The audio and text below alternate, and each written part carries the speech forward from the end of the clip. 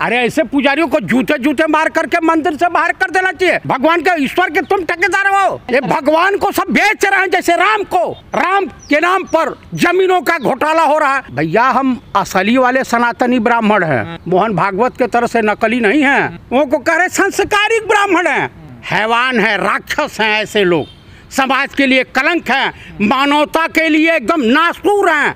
अरे भाई दलितों के साथ हो रहा है। मैं ब्राह्मण हूँ, मेरे साथ भी कल ये घटना हो सकती है। मैं मंदिर नहीं जाता हूँ, इसीलिए मैं इस ढोंगों में नहीं पड़ता। इस मंदिर को जहाँ पे इस तरह की कुरीतियाँ हैं, तत्काल प्रभाव से मंदिर का अधिग्रहण कर लें। अब पंडे पुजारियों की औकात समझ में आ जाएगी। वो कांग्रेस से चुनाव लड़ी थी, अभिनेत्री हैं और उसके बाद दलित हैं, इसलिए उनको बीजेपी के पुजारियों ने अपमानित किया है। जितने धर्म के ठेकेदार बने घूम रहे हैं भगवा वस्त्र पहन करके, ये अपनी दुकानदारी चला रहे हैं।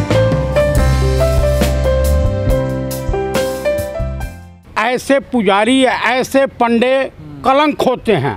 सनातन धर्म में ये संस्कार नहीं है कि हम किसी जात से, किसी बिरादरी से, किसी धर्म से नफरत करें।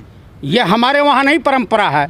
ये आरएसएस और बीजेपी के जो डिपोटेड पुजारी हैं वही इस तरह की हरकत कर सकते हैं, नहीं तो हमारे वहाँ ऐसी कोई परंपरा नहीं रही है कि हमें किसी भी बिरादरी का, किसी भी धर्म का अपमान करने का अधिकार सनातन धर्म किसी को कतई नहीं देता है।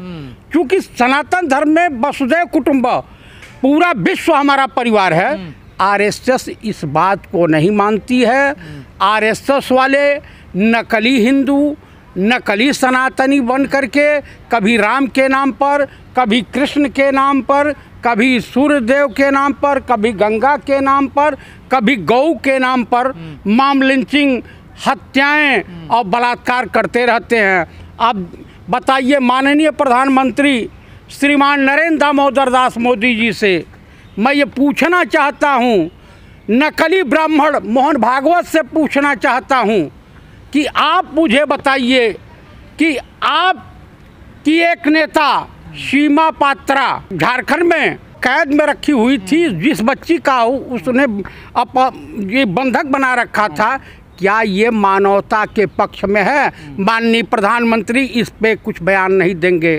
क्या भगवान पैसे से खुश होते हैं क्या? जैसे वो अर्चना गौतम डिमांड कर रही है, कांग्रेस की नेता हैं, कि ये 10,000 रुपए की वीआईपी मुझसे टिकट मांग रहे हैं ये लोग। देखिए, ईश्वर प्रेम का भूखा होता है, ईश्वर की आराधना की जा सकती है। लोग झूठ मूठ में मंदिर में जाना प्रारंभ किए हैं। मंदिर में बिल्कुल मत जाइए। आप एक पेड़ के नीचे बैठ करके पूजा अर्चना कीजिए। हमारे तमाम ऋषि महर्षियों ने कभी मंदिर में जा करके पूजा अर्चना नहीं किया। हिमालय की गोद में चले गए या किसी जंगल में बैठ करके वहाँ रिसर्च किए और ईश्वर की आराधना किए, चाहे वो विश्वामित्र हों या गुरु वशिष्ठ हों। मंदिर के नाम पे, भगवान के नाम पर ये धंधा बना रहे हैं क्या लोग? देखिए, ये जितने धर्म के ठेकेदार बने घूम रहे हैं भगवा वस्त्र पहन करके, ये अपनी दुकानदारी चला रहे हैं। चाहे वो चुम्यानंद हो या एक उन्नाव से सांसद है वो हो, या किसी तरह राम रहीम, आसाराम, सबकी दशा इस देश की जनता ने देखा है।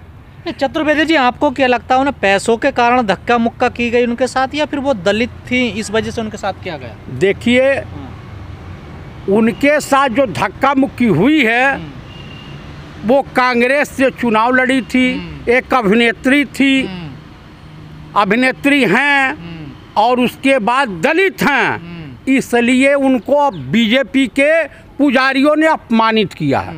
उन पर कार्रवाई होनी चाहिए। कार्रवाई? अरे ऐसे पुजारियों को जूते जूते मार करके मंदिर से बाहर कर देना चाहिए। भगवान के ईश्वर के तुम ठेकेदार हो। ये तो भगवान को भी बदनाम किया जा रहा है। ये भगवान को सब बेच रहे हैं, जैसे राम को आडवाणी, मुरली मनोहर जोशी, अब पूरा संघ बेच रहा है।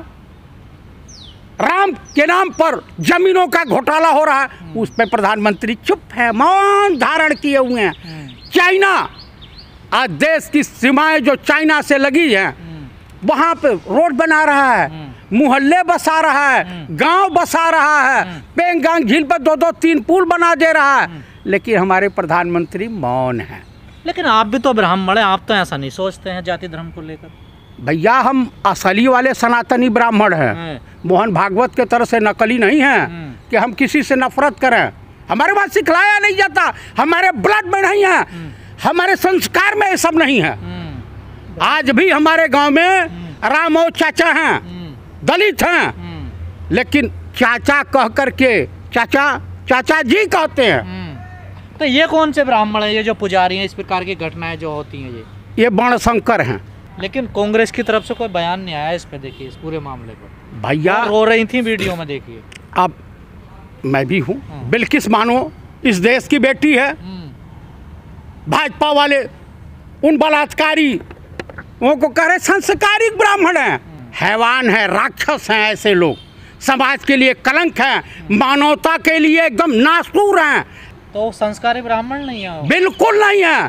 कोई बलात्कारी, चोर, हैवान, बेईमान वो संस्कारी ब्राह्मण नहीं। नेता तो कह रहे हैं ये संस्कारी ब्राह्मण है। तो भैया बीजेपी में बलात्कारी को सम्मान दिया जाता है, गद्दारी करने वाले को सम्मान दिया जाता है। अभी मध्य प्रदेश में 7-8 लोग गिरफ्तार हुए हैं ISI के एजेंट के रूप में, सब बीजेपी और संघ के हैं। ये मैं नहीं कह रहा हूँ, कौन कह रहा है?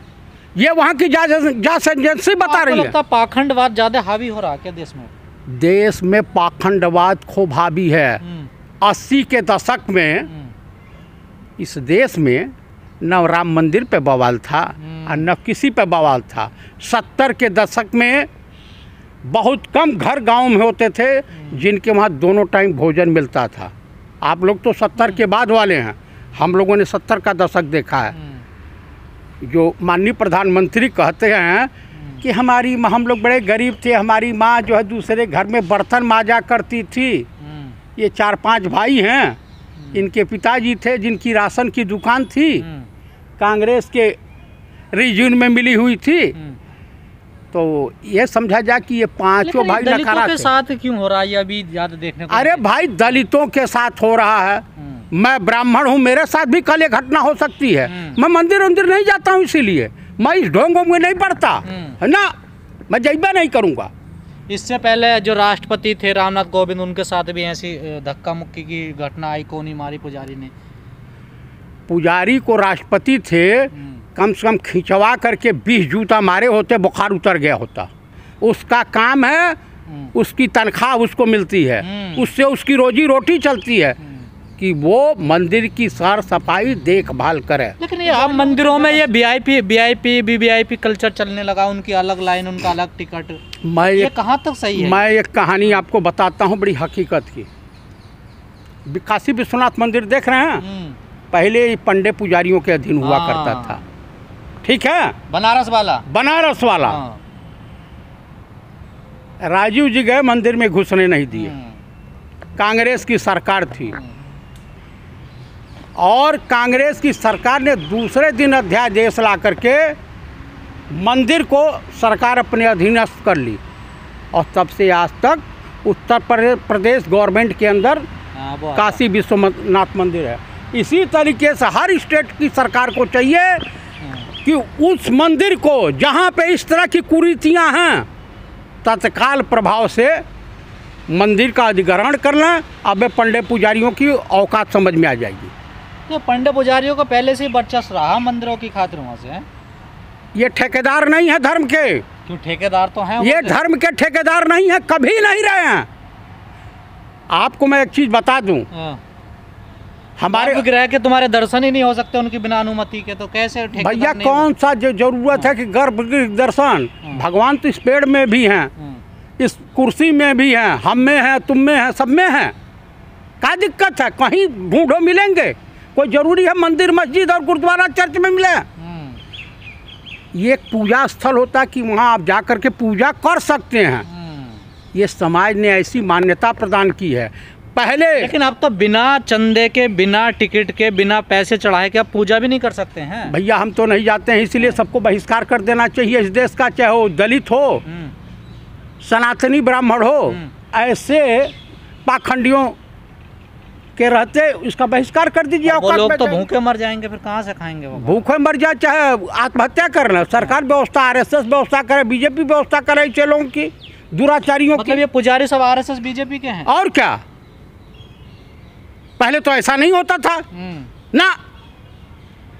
80 के दशक में आप चले जाइए, कुंभ मेले में इस तरह का कुछ कोई नहीं था प्रोपेगेंडा। 80 के दशक में आप चले जाइए, किसी मंदिर में जाइए, आपको स्थान मिल जाता था।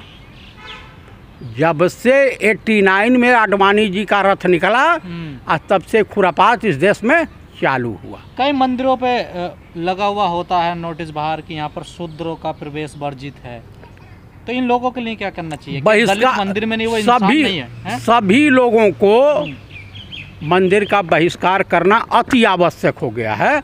बड़ा ढोंग हो लिया इस देश में। अगर बहिष्कार नहीं होगा तो ये औकात में नहीं आएंगे।